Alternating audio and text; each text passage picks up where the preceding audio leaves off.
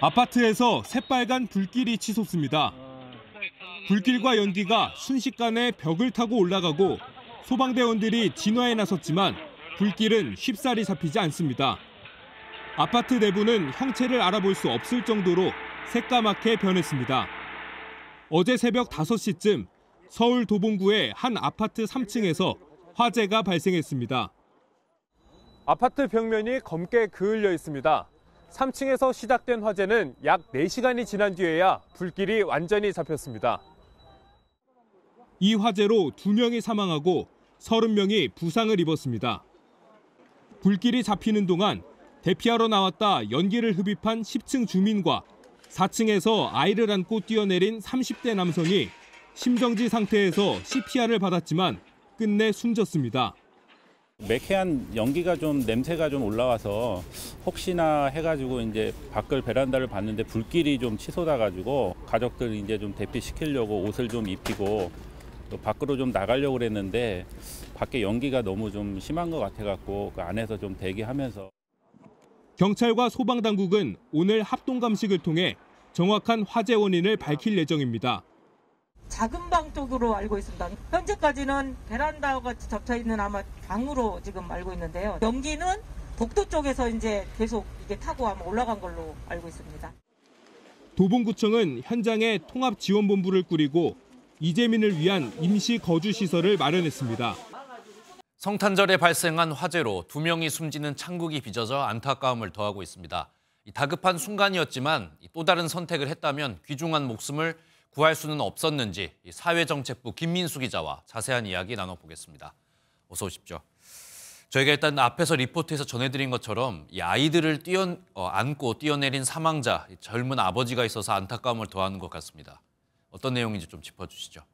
네, 화재가 난 3층의 윗집이었습니다.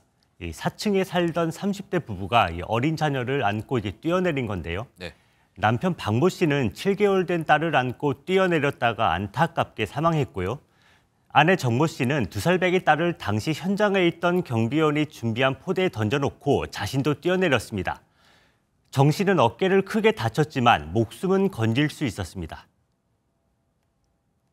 4층의 분들이 아마 이제 대피하려고 이제 밖으로 뛰어내리셨는데 그게 이제 추락이 되시면서 사망된 걸로 파악되고 있습니다. 두 아이는 연기도 마신 데다 저체온증도 보여 병원으로 옮겨졌지만 생명엔 지장이 없습니다.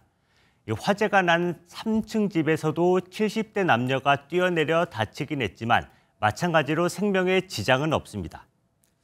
네, 정리를 해보면은 이 젊은 30대 부부가 아기들을 지키기 위해서 이렇게 품에 안고 4층에서 뛰어내린 그런 상황 아니겠습니까? 이 상황이 4층에서 뛰어내려야 할 만큼 급박했던 상황입니까? 그렇습니다. 화재 당시 영상을 보시면 불길이 위층으로 타고 올라가는 걸 볼 수 있습니다. 곧이어 자욱한 연기도 올라가는데요. 박 씨 가족은 불이 났다는 사실을 뒤늦게 깨달았을 가능성이 높습니다. 불이 났다는 걸 알았다면 안전한 장소로 대피할 시간을 벌었을 텐데 다른 입주민들이 증언 들어보겠습니다. 겁나서 나가지는 못하고 현관문 쪽으로. 연기만 자욱하게 들어오니까 안방을 꽁꽁 문 닫고 숨어 있었던 거지. 사람들의 비명소리 약간 소리가 나서 뒷베란다를 열어봤거든요. 그랬더니 연기가 확 올라오더라고요. 대피하려고 나가려는 순간 연기가 너무 많아서 저희는 앞베란다로 대피했습니다. 종합해 보면 4층까지 화마가 순식간에 덮친 나머지 박 씨 부부로서는 패닉 상태에 빠졌을 가능성이 있습니다. 그러다 보니 창문으로 뛰어내려야겠다는 판단을 곧바로 내릴 수밖에 없는 상황이 만들어진 것으로 추정됩니다. 보다 자세한 내용은 소방당국의 조사 결과를 기다려봐야겠습니다. 네, 말씀하신 내용을 좀 살펴보면은 상황을 정확하게 알 수 없다 보니까 좀 뛰어내리는 판단을 할 수밖에 없었다. 이렇게 정리를 할 수 있을 것 같습니다. 그리고 소방 발표를 보면은 큰 불은 1시간 40분 만에 밝혔는데 다른 피해도 많았던 것 같습니다. 피해가 큰 이유는 또 따로 있습니까? 예, 소방 발표를 보면 사망자 2명에 중상자 3명, 연기 흡입 등 경상자 27명으로 32명의 인명 피해가 났습니다. 워낙 순식간에 연기가 23층 건물의 17층까지 덮치면서 피해가 컸는데요. 이 10층 거주자인 30대가 11층 계단에서 심정지 상태로 발견됐는데 불을 피해 위로 대피하다가 연기를 마셔 숨진 것으로 추정됩니다. 화재가 성탄절 연휴인데다 새벽 5시였던 만큼 대피가 쉽지 않았을 겁니다. 실제로 주민들은 정신없이 대피하다가 신발도 못 신고 잠옷 차림에 겉옷도 제대로 못 입는 경우도 많았습니다. 2001년에 준공된 아파트라서 당시 소방법엔 16층 이상에만 스프링클러 설치를 규정했던 점도 뼈아픈 대목입니다. 네, 방금 말씀하신 것처럼 이번 화재 보면은 계단으로 대피를 하다가 연기를 마셔서 숨진 분도 계셨는데 이렇게 아파트에서 화재가 발생하면 어떻게 대피하는 게 가장 효과적이라고 할 수 있을까요?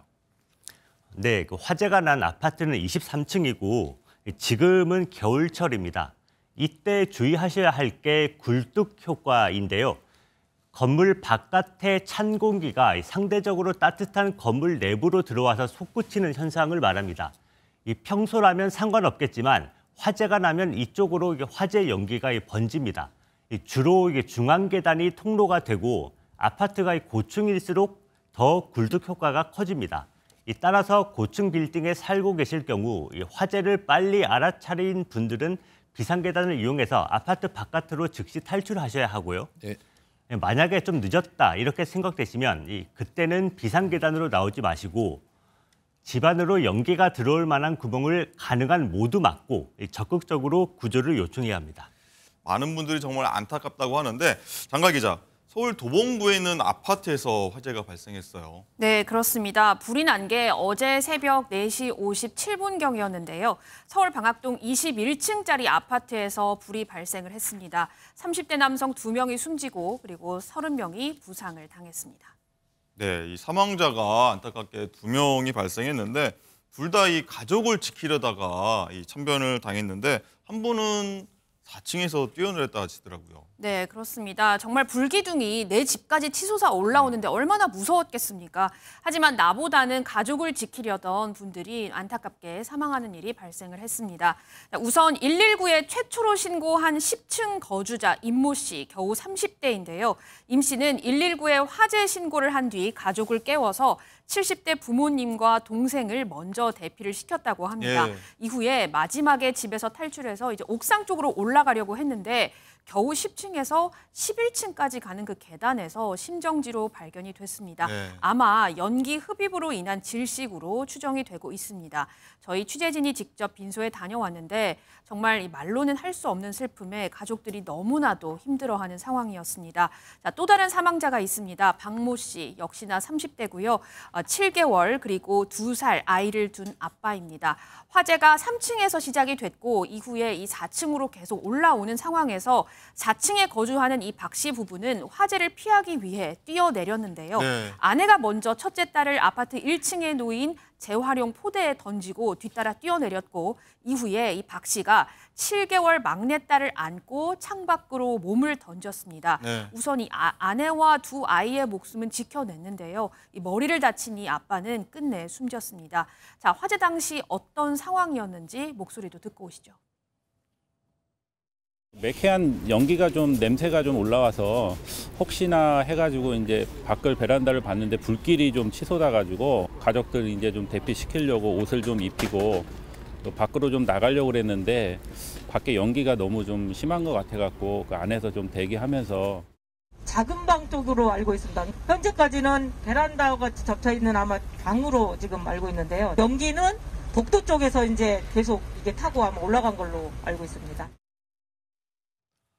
다시 들어도 정말 안타까운데 배상훈 프로파일러님, 일단은 새벽 4시 때 화재가 일어났는데 갑자기 새벽 4시에 어떤 일이 일어난 건지 혹시 범죄 가능성은 없나요? 보통 아파트 화재 같은 경우는 단전 단락 같은 전기 단전 단락보다는 전열기 과열 같은 게 제일 높습니다. 예. 기온이 갑작스럽게 변할 때 전열기의 과열로 인해 갖고 발생하는 불이 제일 많은데 그래서 불이 발생하는 것이 중요한 것이 아니라 이제 공기가 들어오는 거죠. 공기에 굴뚝 효과가 생기는 것이 2가지 방향입니다.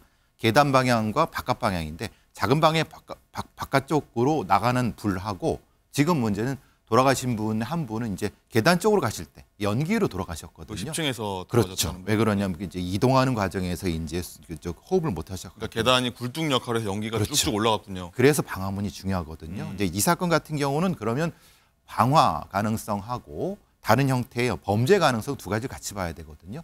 방화 가능성은 그 자체의 방화 가능성과 아니면 범죄 은폐 방화 가능성인데 보통 아파트 화재 같은 경우는 그런 경우는 상당히 적습니다. 예. 왜냐하면 확산의 경로를 추정할 수가 없기 때문에 그렇습니다. 그러니까 보통 저거는 실화의 가능성을 가장 많이 놓고 감식에 들어갈 겁니다. 그렇군요. 좀 이따 감식한다고 하는데 어떤 예. 결과 나올지 봐야 될 것 같고요. 일단 이거 변호사님 일단 사고 현장 보면은 3층에서 불이 났는데 10층까지 뭐 10층 한 15층인가까지 그 흐름이 쭉 밖까지 있더라고요. 이게 네. 피해가 이렇게까지 커진 이유는 뭘까요? 다름 아닌 연기 때문입니다. 아까 백윤 교수님께서도 지적했듯이 이 11층에서도 대피하려던 남성이 연기를 들여 마시면서 질식사하는 사건까지도 발생을 했는데요. 불이 난 직후에 연기가 계단을 타고 급속도로 퍼졌던 것이 이렇게 사망 사건까지도 번졌던 주된 원인으로 보입니다. 생존 주민들도 증언을 하기를 이 짙은 연기로 인해서 탈출이 굉장히 어려웠다라고 입을 모아서 말하고 있는데요. 연기 때문에 가시거리 확보도 안 되고 또 문을 열었더니 계단으로 연기가 막 들어오는 상황이라 다시 문을 닫고 베란다 쪽에서 구조만 기다릴 수밖에 없었다라고 생존 주민들이 그렇게 증언을 하고 있습니다. 해당 아파트에는 방화문이 설치가 되어 있지가 않았던 것도 주택에 연기가 빠르게 퍼진 원인 중에 하나인데요. 왜 그런지 살펴봤더니 이 아파트가 완공된 게 2001년이었어요. 네. 근데 2001년 당시의 소방법을 좀 살펴보면 이 16층 이상의 아파트만 대상으로 해서 이 16층 이상의 층수에 대해서만 스프링클러가 설치되도록 그렇게 규정하고 있었습니다. 그렇군요. 네, 심지어는 방화문을 설치하는 규정도 없었던 거죠. 근데 이 해당 법률이 2004년 5월에 이르러서야 이 11층 이상의 공동주택가의 경우에는 모든 층에 이 스프링클러와 방화문을 설치하도록 그렇게 바뀌었습니다. 근데 이 아파트가 워낙 2001년도가 개정된 소방법이 적용되지 않는 상태라서 방화문도 없었죠. 또 16층 이상에만 스프링클러가 설치되어 있던 부분이 이 연기가 급속도로 퍼지게 되고 이렇게 피해가 커지게 된 주된 원인으로 보여집니다. 또 두 번째 원인으로는요, 이 새벽 4시경 일어난 범죄입니다. 이 화재입니다. 화재죠? 네. 예. 그래서 이 부분에 대해서 많은 주민들이 사실 잠을 주무시고 있을 맞아요. 시간이잖아요. 그래서 피해가 좀 제대로 알려지기 좀 어려웠던 점도 있고, 세 번째는 화재 경보기가 현관문 밖에 설치가 돼 있었다는 거죠. 현관문 밖에요? 네, 보통은 요즘 아파트는 다 안에 설치되어 있는데 이 그렇죠. 아파트는 현관문 밖에 설치돼 있어서 일부 주민들이 정말로 경보기 그 음이 잘 들리지 않았다라고 하고요. 또 이게 한 달에 한 4번 정도 오작동을 한다고 해요. 그래요? 그래서 주민들이 이게 오작동인지 정말로 화재가 나서 이런 경보음이 울리는지가 헷갈렸다라는 증언까지도 나왔습니다. 네, 좀 복합적인 문제로 이번 사건이 일어났다 좀 싶기도 하는데 좀 뭔가 손질이 필요하게 보긴 합니다. 어쨌든 배상훈 판사님, 일단은 다시는 이런 사고가 벌어지지 말아야 될 텐데 일단은 뭐 공동주택 이런 아파트에서 화재 시 대피 요령 좀 알려주세요. 가장 핵심적인 부분은 그겁니다. 열기가 먼저 오느냐 연기가 먼저 오느냐를 판단해야 됩니다. 열이냐 연기냐? 예. 열이 먼저 오면 빨리 피해야 되는 건데요. 연기가 올 때는 이제 계단으로 이제 대피를 해야 될 때에 문제가 생깁니다. 왜냐하면 층수에 따라서 노약자 같은 경우나 아니면 건강한 성인 같은 경우도 계단으로 갈 때 심장이 더 빨리 뛰거든요. 근데 이제 연기 같은 경우는 수직으로는 1초에 4m에서 5m고요. 수평으로는 한 1m, 2m 정도입니다. 굉장히 빠르게 움직입니다. 그러네요. 그러니까 그 본인의 아파트에서 그 욕조 같은데 물을 틀어놓고 거기서 대기하면서 그 구조되길 기다릴 것인가? 욕조에 물을 많이 채워놓고요. 예. 왜냐하면 그 상태 연기에 대한 부분, 그 흡입되는 부분. 네. 아니면 빠르게 대피할 것인가의 두 가지 판단을 빨리 하셔야 되거든요. 근데 문제는 노약자가 있을 경우는 사실은 대피하는 것보다 대기하는 게 더 생존율이 높습니다. 그러니까 그 판단이 먼저 하셔야 되는 거고, 문제는 이제 베란다 같은 데서 저 바깥에 있으실 때 뭐가 문제가 되냐면 불길이 타고 먹어 들어온다고 저희는 표현하는데 예. 요걸 좀 조심하셔야 되는 게 불이 이걸 타고 올라오거든요. 그럼 아래층에서 타고 올라온다. 그렇죠. 예. 바로 타고 올라오는 거예요. 그러니까 안쪽에서 대기하실 때 그래서 이제 보통 이제 화장실에서 욕조를 틀어놓고 욕조에 물을 채워놓고 채워놓고 수건으로 코를 막고 입을, 대기하시거나 아니면 성인 같은 경우는 빨리 뛰어내려오시는 게 좋습니다. 아하. 근데 노약자가 같이 있을 때는 사실은 지금 이 경우처럼 판단하기가 빠른 판단이 중요해요. 그럴 때는 119의 도움을 내가 지금 어떻게 해야 됩니까? 정확한 판단을 하도록 도움을 받는 게 가장 좋습니다.